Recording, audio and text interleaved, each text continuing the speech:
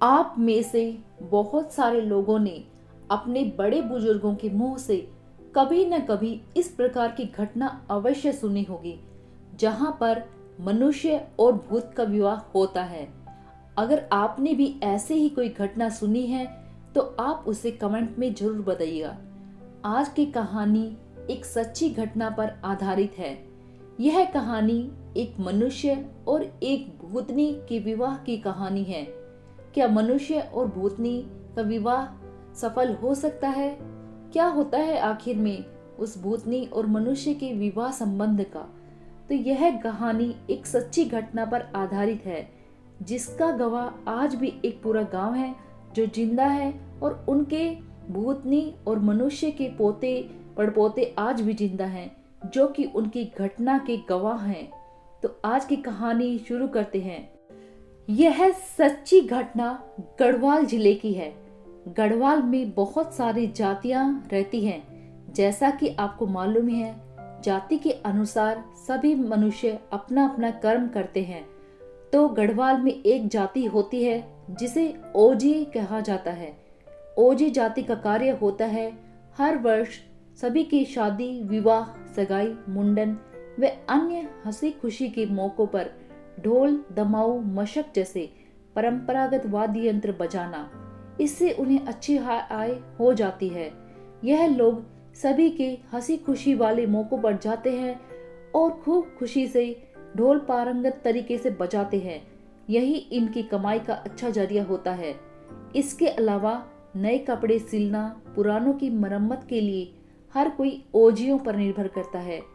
ओजी जाति जो होती है वह तंत्र मंत्र के अच्छे जानकार होते हैं। इस कारण हर वर्ण के लोग उन्हें अपने इष्ट देवता को खुश करने के लिए ढोल दमाउन बजाने को भी बराबर आमंत्रित करते रहते हैं। वर्षों पुरानी बात है।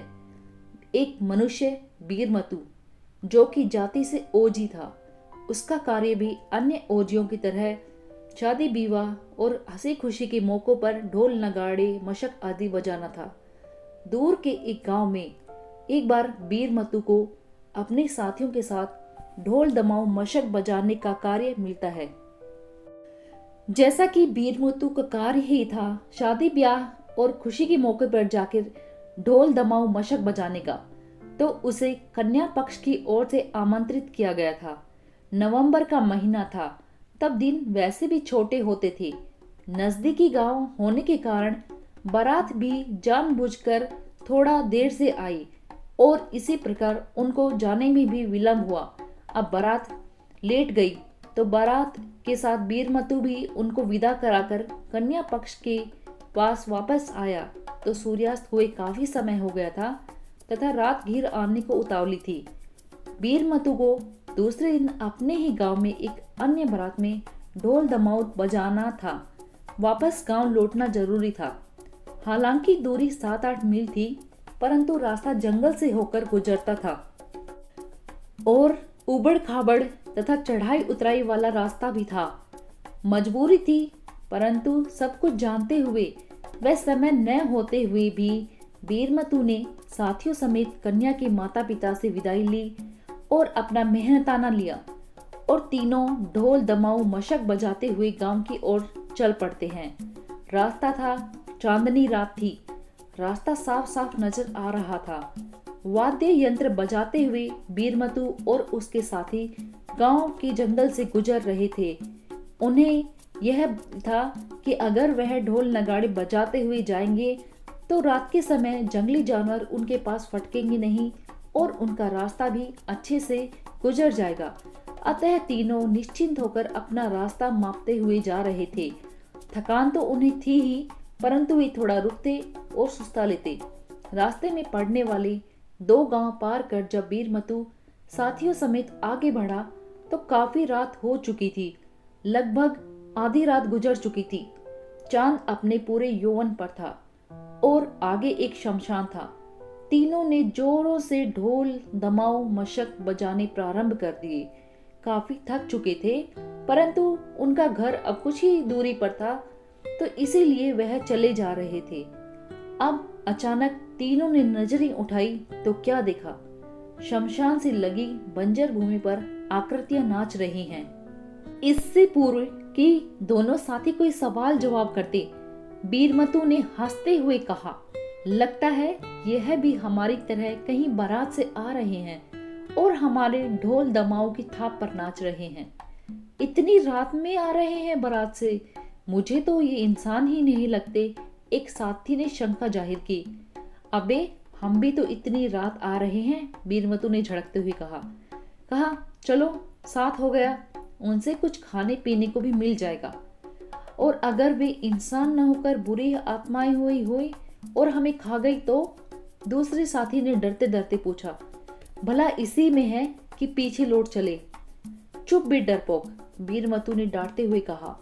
अब तो घर पहुंचना है, और अगर मान लो वो भूत पिशाच हुए भी तो भी मैं उनको संभाल लूंगा। तुम दोनों घबराना नहीं, अन्यथा कोई नहीं बचेगा। अब उनके सामने भूत प्रेत खड़े थे, उनसे उन्हें बचकर निकलना भी था, तो अब हिम्मत करने की सिवाय उनके पास कुछ और नहीं रास्ता बचा। बीरमतु की हिम्मत से दोनों के भी हौसले बुलंद हो गए और वे अपने अपने वाद्य बजाते हुए शमशान के एकदम निकट पहुंच गए। देखा तो सच में नाचने वाले भूत प्रेत ही थे। सभी के पांव के पंजे पीछे की ओर थे। कई घंटे नाचने के बाद जब भूत थककर शांत हो गए तो बीरमतु व साथियों ने अपने वाद्य यंत्र बजाना बंद कर दिया। तभी एक भूत बिना कुछ देरी किए हुए आगे बढ़कर बोला, तुम लोगों ने तो हमारा दिल जीत लिया। तुम्हारे वाद्य यंत्रों से आज हम बहुत खुश हुए हैं। बोलो क्या चाहते हो? तीनों अब पूर्णतः भयमुक्त थे। बीरमतु ने भूतनी की ओर इशारा करते हुए कहा कि इसे मुझे दे दो, मैं इसे शादी करूंगा। क्या?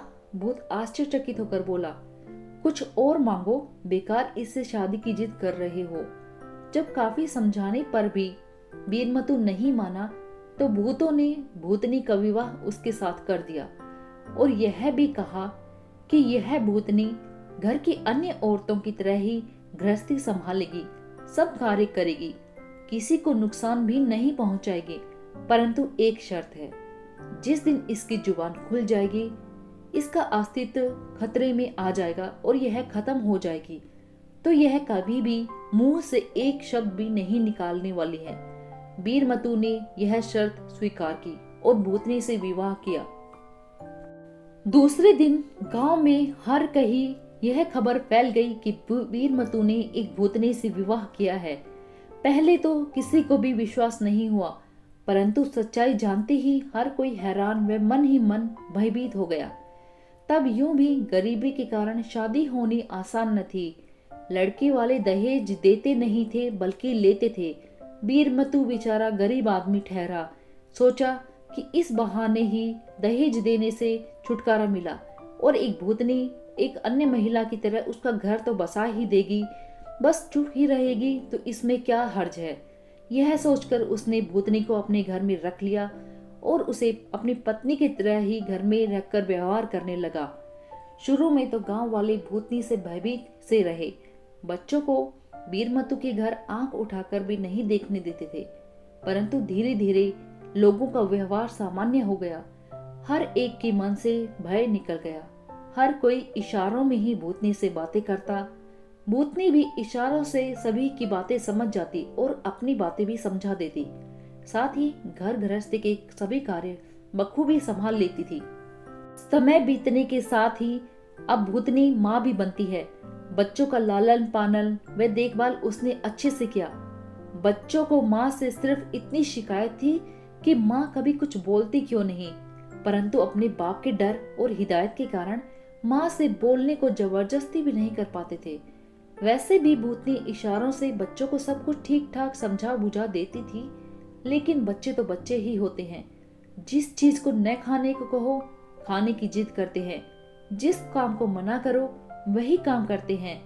तो बच्चों ने भी एक दिन अपनी भूतनी माँ की जुबान खुलवाने के लिए ठान ली। भूतनी पानी लेने गई हुई थी, आकर उसे खाना बनाना था। बच्चों ने यह सोचकर सिलबट्टा छुपा दिया कि मिर्च मसाला पीसने को सिलबट्टा ना मिलने पर माँ क्या कहती है। भूतनी वापस पानी लेकर घर पर आती है और खाना बनाने के लिए जुट जाती है। उसने मिर्च मसाले बास में रखे और वह सिलबट्टा ढूंढने लगी, परंतु सिलबट्टा उसे कहीं नहीं दिखा। काफी देर बेचारी वह इधर उधर खोजती है, परंतु सिलबट्टा उसे कहीं पर भी नजर आता। तो वह सिलबट्टे के बारे में बच्चों से पूछती है। अब वह हमेशा की तरह ही इशारों इशारों से अपने बच्चों से पूछती है कि सिलबट्टा कहाँ गया। बच्चों ने तो उस दिन ठानी हुई थी कि आज तो अपनी माँ से वह बुलवा कर ही रहेंगे।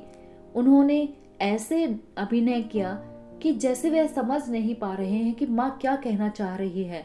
बच्चे मन ही मन एक दूसरे की तरफ देखकर खुश हो रहे थे कि अब मजे आ रहे हैं, अब तो माँ को बोलना ही पड़ेगा।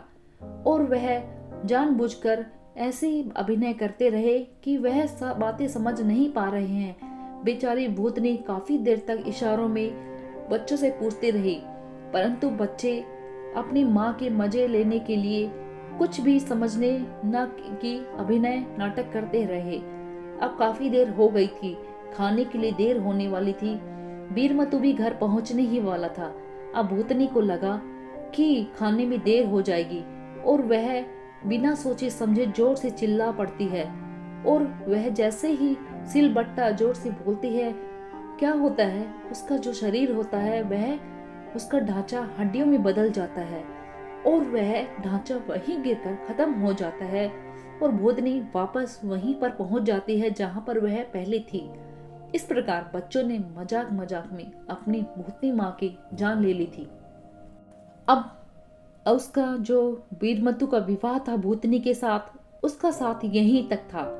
अब बीरमतु भी इस दुनिया में नहीं है, किंतु भूतनी की विवाह वह उसके इंसानों के साथ रहने की गवाही देने को उसके पोते परपोते तथा कई बुजुर्ग आज भी गांव पिनानी गढ़वाल में मौजूद हैं, जो यह कहानी यह घटना बताते हैं कि उन्होंने अपने दादा के मुंह से सुनी, अपनी आंखों देखी यह घटना, जिसमें कि एक भूतनी एक महिला के रूप में रहती है, घर के सारे कार्य करती है, पत्नी धर्म निभाती है, बच्चों को भी पैदा करती है, घर के सभी कार्य बहुत अच्छे से करती है, परंतु बात नहीं कर पाती। और उसी के बच्चे कौतूहल में अपनी माँ से जबरदस्ती बातें बुलवाने के लिए ऐसा कार्य करते हैं कि उस दिन उसकी माँ की भूतनी माँ की मृत्यु हो जाती है। तो यह थी कहानी, सच्ची घटना पर आधारित भूतनी और मनुष्य के विवाह की कहानी। आप में से बहुत सारे लोगों ने ऐसी घटनाएं पहले भी सुनी होंगी। अगर आपने सुनी है तो आप कमेंट में जरूर शेयर कीजिए, ताकि हमें भी इस बात का पता चल सके। अब आपसे निवेदन है कि कहानी पसंद आए तो आप इसे लाइक कीजिएगा, शेयर कीजिएगा और चैनल पर नए हैं तो सब्सक्राइब कर लीजिएगा। कहानी में बने रहने के लिए, अपना साथ देने के लिए आपका बहुत सारा धन्यवाद।